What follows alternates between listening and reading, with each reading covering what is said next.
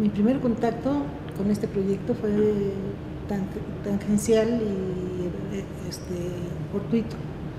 Pasaba por la sala de consejo de la unidad Xochimilco, que es donde la unidad en la que se aprobó la creación de Coajimalpa, y había mucha gente. Entonces yo pregunté, ¿a qué se debe tanta gente? Es que hay colegio, sí, pero de todas maneras hay demasiada gente. Entonces me dijeron, es que se va a crear una nueva unidad. Entré, pasé, me percaté del asunto, oí un rato la discusión, me fui a dar clase, regresé y todavía estaba la discusión, estuve como otras 2 horas y después me retiré. Al día siguiente supe que se había aprobado la creación de Coajimalpa. Durante la gestión del doctor González Cuevas se supo que se trataba de crear una 4ª unidad, pero no prosperó el proyecto y pasaron muchos años para que volviera a aparecer en escena la idea de la 4ª unidad.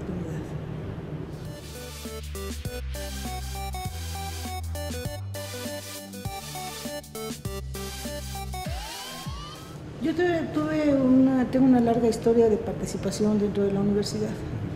¿Sí? Fui la primera jefa de departamento de la universidad, fui la primera secretaria general, ¿sí? Mujer. Hubo muchos secretarios hombres, pero fui la primera mujer secretaria general. Y era una persona, por lo tanto, conocida en la comunidad de las 3 unidades originales. Adicionalmente, el rector explicó el proyecto en las unidades y asistió a las unidades a que les recomendaran gente que pudiera ser apropiada para conducir a la unidad Coajimalpa. Entonces armó una terna con la gente posiblemente más mencionada en las unidades Xochimilco, Azcapotzalco e Iztapalapa, y esa terna me incluyó a mí. Ya incluida en la terna platicamos mucho sobre el proyecto, pero no tenía noción de que se iba a crear una 4ª unidad antes de esa sesión de colegio donde se aprobó su creación.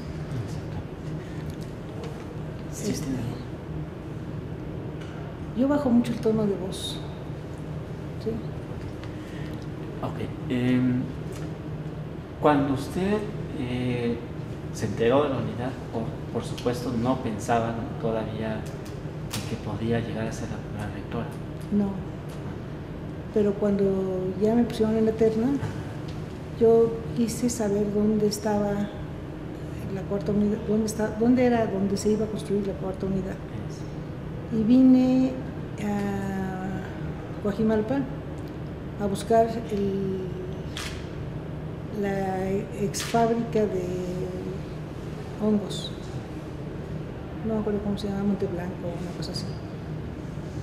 Y conocí el terreno del Encinar, que es un terreno maravilloso, ¿sí? Y dije, no, sí, aquí sí me ven, y de aquí me sacan con los pies para adelante. Entonces, jugué. No hubo manera de hacer ni campañas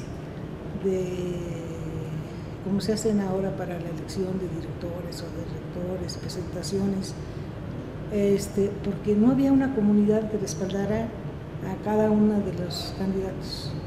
Había comunidad de las unidades de origen, pero no de la unidad Coajimalpa. Entonces fue una, ¿cómo le puedo decir? Un proceso distinto a los procesos que estamos acostumbrados. ¿Sí? ¿Cuál era la terna que se formó para elegir al primer rector? María José Arroyo, Manuel Gilantón y su servidor.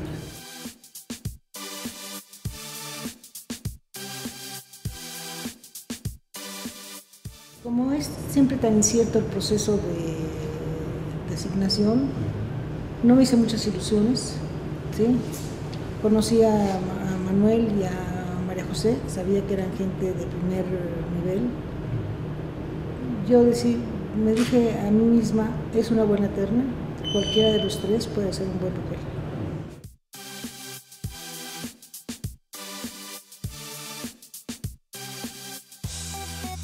Pues mi idea era tendríamos que aprovechar la experiencia de los 30 y tantos años que teníamos ya de creada la universidad, para crear un nuevo proyecto que pudiera tener un factor de movilización de la estructura de toda la UNAM, ¿sí? De hecho, yo creo que cada vez que si se siguen creando unidades, cada unidad que se cree tiene que tener ese factor de renovación, que el proceso de creación de la nueva unidad conduzca a una renovación de toda la institución. Muchas de las cosas que pensaba del proyecto de la nueva unidad, una unidad comprometida con el desarrollo sustentable, una unidad donde la planta académica fuera de primer nivel, porque la UAM tiene una buena planta académica, pero le ha tocado formarla, ¿sí? Porque cuando se creó la UAM no había suficientes universitarios para ser profesores. Entonces vino mucha gente que estaba en los últimos años de las carreras, mucha gente recién egresada. Entonces hubo que hacer todo un proceso para formar a los cuadros académicos de la universidad. No me preocupaba por el diseño de las carreras, porque sabía que teníamos una experiencia increíble en diseño curricular, ¿sí? Y efectivamente esa hipótesis resultó confirmada por los equipos que se formaron para hacer los primeros planes de estudio con los mejores académicos de las 3 unidades originales, ¿sí? Entonces, creo que muchos de los asuntos que me parecían particularmente importantes quedaron plasmados en el modelo educativo de la unidad de Coajimalpa.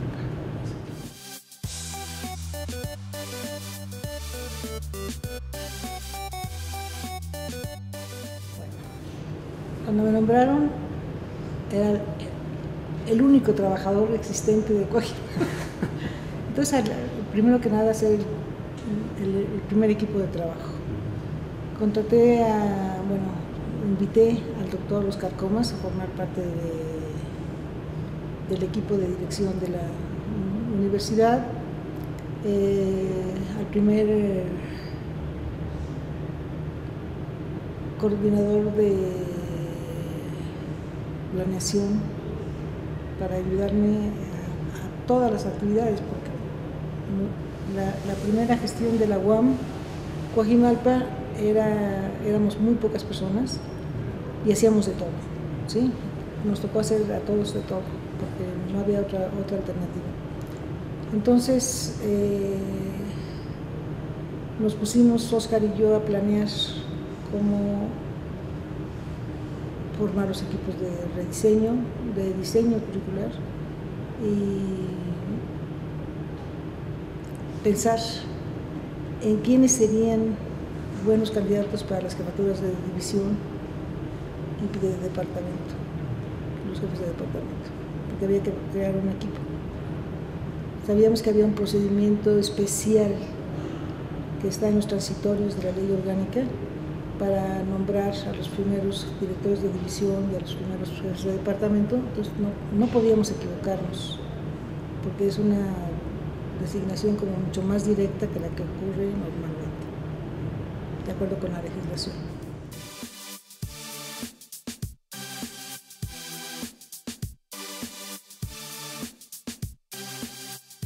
Bueno, cuáles eran las prácticas emergentes, cuáles eran las prácticas más relevantes dentro de los campos profesionales, cuáles eran las necesidades formativas que normalmente no se estaban satisfaciendo con los egresados de otras instituciones, cuál sería lo que haría diferente a los egresados de Coajimalpa, de los egresados de otras unidades y de otras universidades. Esos eran los temas fundamentales.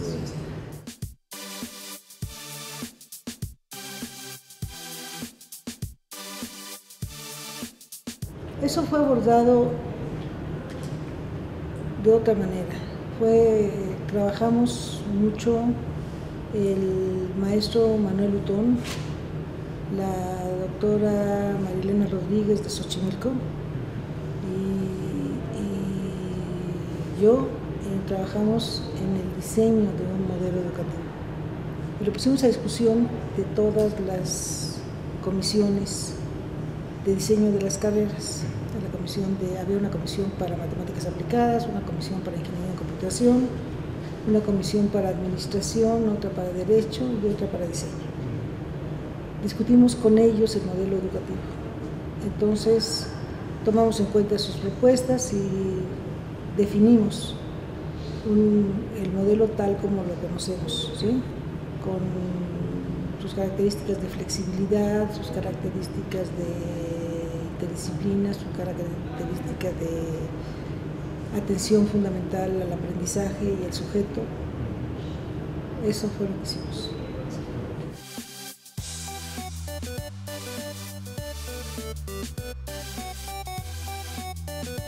Fue uno de los temas más difíciles en la gestión.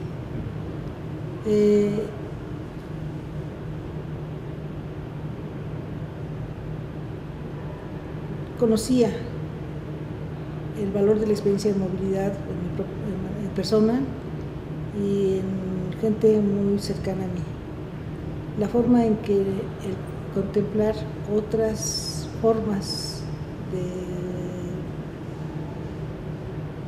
de formación universitaria, otras perspectivas de análisis de las prácticas profesionales, otras perspectivas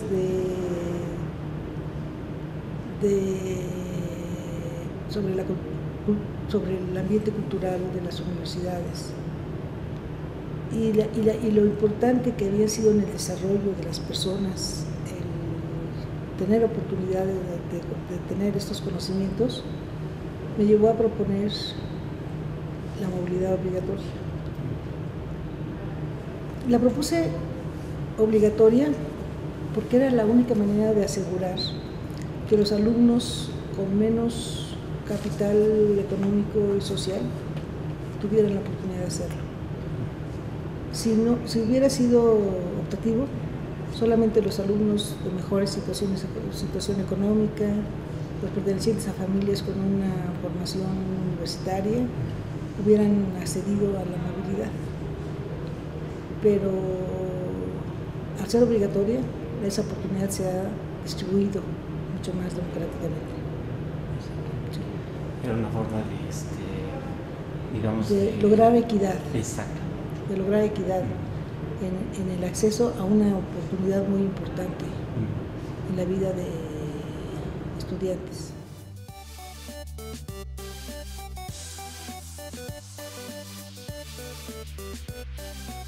Yo creo que primero hubo una resistencia muy grande, la ganamos en el Consejo por un voto, ¿sí? Es decir, se aprobó. La aprobación. El programa de movilidad se aprobó en el Consejo Académico de Coajimalpa con un voto de diferencia.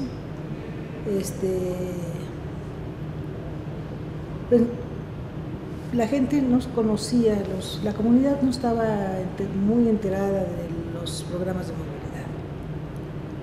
No solamente en nuestra universidad, en muchas universidades. Le daban un tratamiento de capricho de la rectora, ¿sí? Pero yo estaba segura que pasados los años iba a haber una mayor apertura, una mayor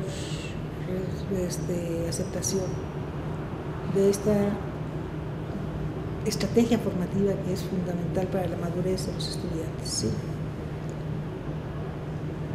Cuando se aprobó en Coajimalpa, se llevó a colegio también para aprobar cambios en la legislación para reconocer los estudios realizados fuera en nuestra legislación sin problemas. Y se introdujeron varios cambios, ahorita no me acuerdo exactamente cuáles, pero sí se introdujeron cambios que protegen a los estudiantes de irse bajo un convenio, siempre irse protegidos por un convenio, aconsejados por sus tutores, para que sea más eficiente el proceso de formación académica. Y se aprobó en colegio también esos cambios legislativos, se aprobaron. Ahora la unidad está bastante convencida de la movilidad como una característica deseable y posible, y la universidad en conjunto ha incrementado mucho sus acciones de movilidad. Las otras unidades también están trabajando cada vez más la movilidad.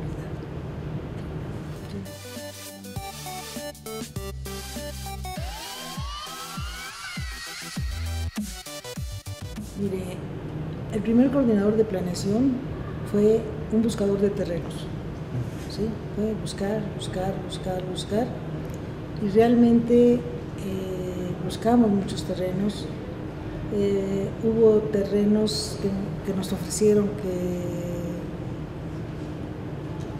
resultaron ser áreas protegidas, tierras comunales, tierras ejidales.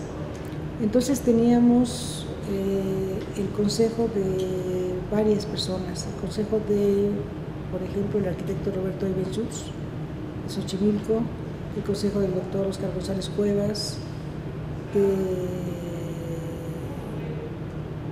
no me acuerdo de quién más, principalmente de ellos dos, cuando se trataba de analizar las características de los ofrecimientos que tuvimos de terreno. Cada vez que ya estábamos a punto de obtener un terreno, nos pasó varias veces, se caía. Entonces vivíamos esto como un proceso marcado por la incertidumbre todo el tiempo.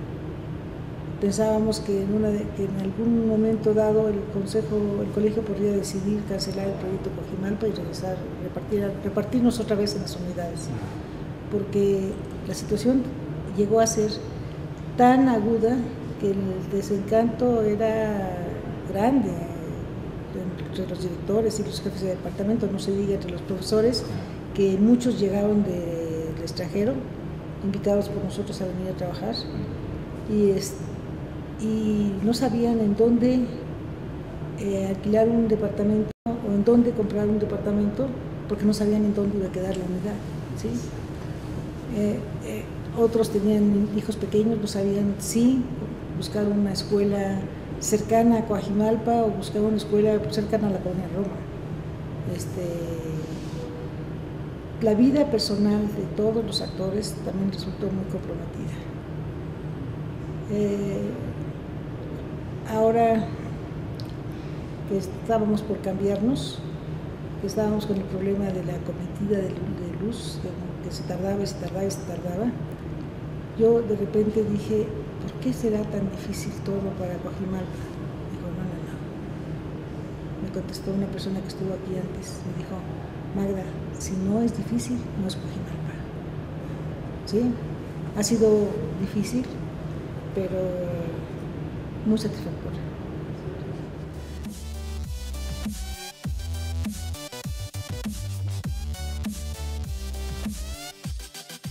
Mire, objetaron la presentación de los planes de estudio, porque como usted acaba de decir, me nombraron en abril, el 25 de abril, el 25 de mayo. En abril se creó la unidad, en mayo tomé posesión, el 25 o 26 de mayo, no me acuerdo. Y tomé posesión el 1 de junio, me designaron el 26 de mayo y tomé posesión el 1 de junio. Teníamos que abrir el 19 de septiembre, con planes de estudio, con carreras, con departamentos, con todo, ¿sí? Con profesores. Entonces, las 5 comisiones trabajaron en diseñar el plan completo. El plan es el plan, y después se desarrollaron los programas de las primeras unidades de enseñanza-aprendizaje correspondientes al primer trimestre. Y llevamos los planes de estudio con las unidades del primer trimestre, sin la aprobación de los consejos divisionales, ni en el consejo académico, porque no había ni consejos divisionales ni consejo académico, ¿sí? Realmente a finales de 1975 empezamos a operar el 19 de septiembre a pesar de todas las contingencias, y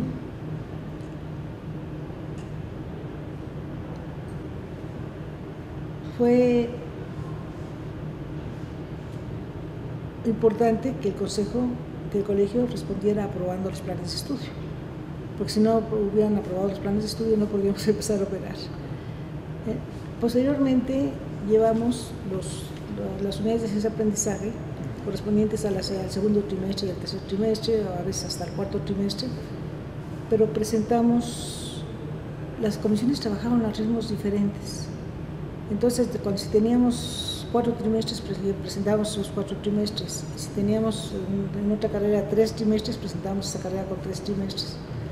Cada vez que lo presentábamos nos decían que nos ajustáramos a la legislación, pero nuestra legislación no está hecha para una unidad nueva. Ya estamos viendo que el contrato colectivo tampoco lo estamos viviendo. ¿Sí? Las cuestiones fundamentales que cuestionaron los consejeros de otras unidades eran que no fueran los planes de estudio aprobados por consejos divisionales establecidos de acuerdo con la ley, religiosamente, y por el consejo académico. Pero el consejo académico establece requisitos para ser miembro del personal académico y para ser miembro de los alumnos. De hecho, me acuerdo que en los primeros consejos académicos los profesores participaban con voz, pero sin voto, porque todavía eran profesores visitantes, ¿sí? Discutíamos con ellos todo, pero no podían votar porque no eran profesores definitivos.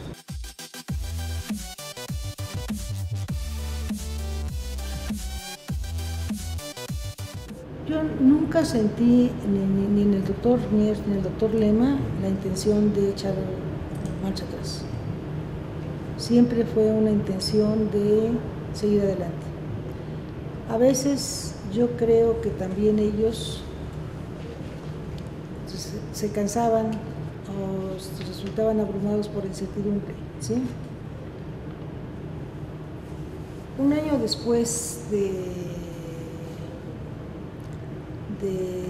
creada la unidad, porque teníamos cerca de un año, me acuerdo que le dije al doctor Lema, ahora entiendo por qué decidieron comprar el CINAL, porque deben de haber luchado mucho tiempo buscando otro terreno y no encontraban otro terreno. Este terreno parece maravilloso y pensaron que al ser tan noble la función de la universidad no iba a haber problema para cambiar el uso del suelo. Pero no sabían que había un Plan Nacional de Desarrollo Urbano que se había aprobado en 97, que iba a cambiar la forma en que antes se hacían las cosas, porque antes era muy fácil cambiar el uso del suelo. Y desde ese plan, desde esa ley de desarrollo urbano que llevó a la generación de los planes de desarrollo urbano de las delegaciones y todo, no lo permite, ¿sí? Y menos cuando el terreno en cuestión tiene vocación ecológica.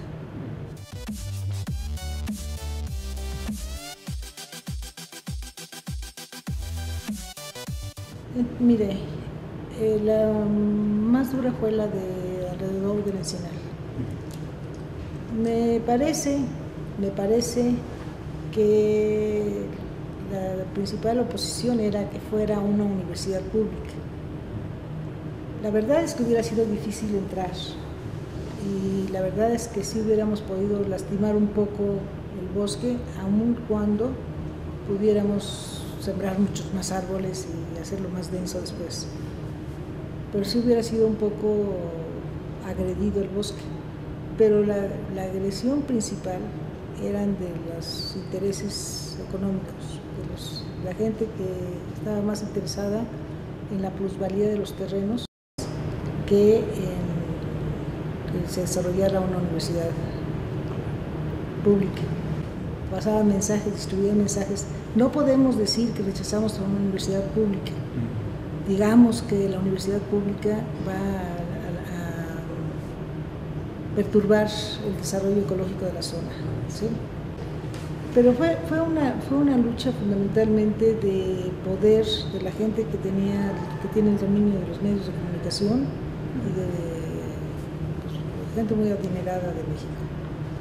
La oposición en Constituyentes fue de los vecinos que vivían en la callecita trasera.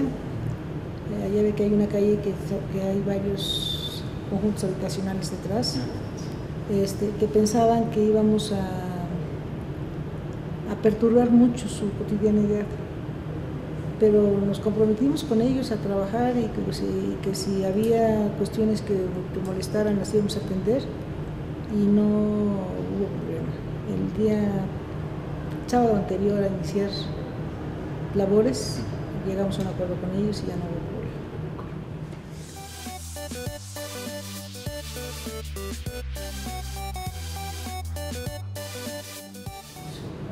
Bueno, yo creo que conforme fuimos consolidando programas académicos, programas de investigación, programas de posgrado, más licenciaturas, etcétera, y a partir del momento en que tuvimos certeza de que teníamos la disponibilidad de este terreno, y sobre todo cuando nos dieron el uso del suelo que se nos requería para la construcción, teniendo además el proyecto de construcción y el recurso para la construcción, en ese momento tuvimos como la certeza de que la unidad Coajimalpa había sido creada para ir adelante. De hecho, hay muchas cuestiones que tuvieron que hacerse simbólicamente. La primera piedra fue un simbolismo real. No íbamos a empezar a construir todavía, pero fue cuando la Asamblea Legislativa por fin nos dio el uso del terreno. Se tenía que votar toda la Asamblea para darnos el uso. Y sabíamos que estaban jugando los intereses de los terratenientes, ¿sí? Entonces, hubo momentos en que sabíamos que se iba a tratar ese día en la Asamblea Legislativa, íbamos y se quedaba para otra reunión. Entonces, en un periodo extraordinario, fue como el último punto que entró, no sé, habíamos trabajado dándoles a cada uno de los miembros de la Asamblea Legislativa un cuadernillo sobre lo importante que era Coajimalpa, cuáles eran nuestro modelo educativo, qué carreras teníamos, qué carreras pensábamos tener, qué posgrados tenemos en proyecto, etcétera, etcétera, para que tuvieran ellos todos la disposición de votar por el cambio del uso del suelo. Y también recurrimos a nuestros contactos de académicos que militan en un partido o en otro, para que hablaran con los representantes. Bueno, fue una labor de convencimiento muy importante. Cuando nos dieron el uso del suelo, teníamos todo para hacerla. Teníamos el terreno, el uso del suelo, el recurso y el proyecto. Entonces hicimos esto como un simbolismo ¿sí? Y creo que en ese mismo lapso sacamos los primeros números de nuestro boletín, que tiene ese nombre que dice Coajimalpa, que no les cuente, Coajimalpa.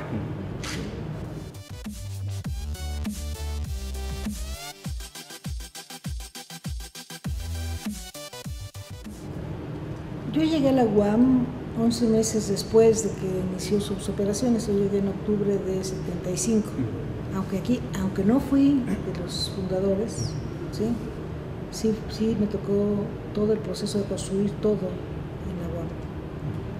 Y siempre sentí que había sido privilegiada por haber tenido la oportunidad de participar en la creación de una universidad. Entonces, cuando me dan la oportunidad por segunda vez, yo decía, es que este es un privilegio verdaderamente raro, ¿sí? Porque tener 2 veces la oportunidad de participar en la creación de un proyecto educativo de esta envergadura, creo que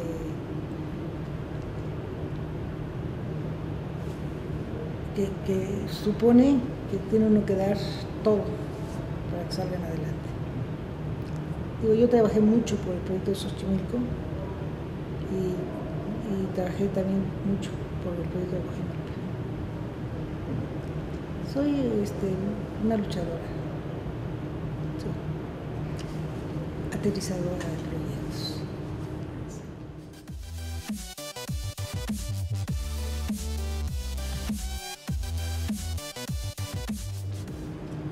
Yo creo que la primera fortaleza fue nombrar a 3 directores de división excelentes y a 9 jefes de departamento también excelentes. Porque yo creo que cuando uno tiene la oportunidad de dirigir una organización, una institución como la universidad, no debe de preocuparse porque los mandos intermedios los mandos superiores, pero que siguen a la figura del rector, como en este caso, sean gente que pueda tener mucho más currículum que el que tiene quien está a cargo. Yo creo que eso lo aprendí con el doctor Soberón y el doctor Chávez en la universidad, que siempre buscaron a la mejor gente para los puestos, no importaba que fueran mejores que ellos. Y entonces ellos fueron de los que construyeron la UNAM moderna, ¿sí? Entonces yo busqué gente, colaboré con el doctor Mier en la búsqueda de gente que fuera muy buena para que el proyecto saliera bien. Entonces esa fue la primera fortaleza. La segunda es decidir no hacer todo el proceso de formar a la planta académica, sino conseguirla, ya que había un mercado de profesionales formados con nivel de maestría y doctorado. Lo que hicimos fue pedirle a CONACYT las bases de la gente que estaba a punto de regresar, de hacer su doctorado en diferentes áreas. Y muchos de los profesores que entraron son gente que vino de esa lista, ¿sí? Entonces empezamos con una comunidad ya habilitada académicamente, cuya formación en la práctica profesional y en la práctica docente de todas maneras es un pendiente que tenemos que hacer con estrategias diferentes. Los cursos de formación de profesores, los cursos de características de las prácticas profesionales, etcétera, para que ellos conozcan esos aspectos que ningún profesional conoce, ningún doctor conoce, a menos que lo haya hecho.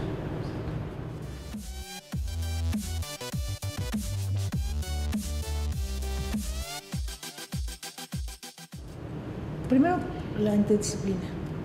¿sí? Nosotros tenemos en los planes de estudio contemplado que los proyectos terminales y en los seminarios de integración que existen en todas las carreras se trabajen en problemas, pero con estudiantes de diversas carreras, ¿sí? Era muy difícil hacerlo si uno estaba en Constituyentes 1054 y otros estábamos hasta Baja California. Ahora sí existe la posibilidad de hacerlo. Vamos a tener que aprender a hacerlo. Vamos a tener que aprender a hacerlo porque no lo hicimos durante 8 años, ahora hay que aprender a hacerlo. Pero sí es muy importante que podamos hacer eso, la interdisciplinaria, tanto en investigación como en la docencia, ¿sí? ¿Qué otra cosa puede detonar la educación continua? La educación continua, que es un faltante todavía en nuestro proyecto, la vinculación con el entorno, tanto el entorno social como el entorno empresarial, que es donde nuestros alumnos van posiblemente a trabajar. Yo creo que los desarrollos más grandes van a ser en esos ámbitos. Sí.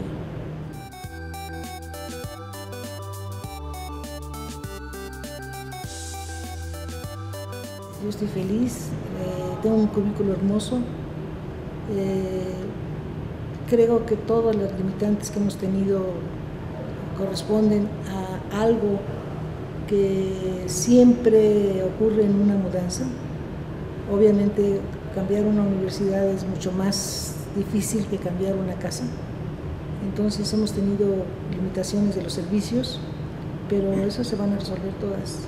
Yo creo que el arranque en el mes de abril va a ser un arranque ya muy sólido, con todos los servicios funcionando. Yo creo que esta comunidad se merece unas instalaciones tan buenas y tan bonitas como estas, porque se ha necesitado que todos tengamos energía para aguantar la incertidumbre. Yo había veces que terminando los consejos salía con unas ganas de ponerme a llorar, porque era muy dura la situación a veces. Afectaba mucho como le digo, a todas las gentes, que se nos cayeran oportunidades. Pero ya la superamos, ahora tenemos que ir para arriba.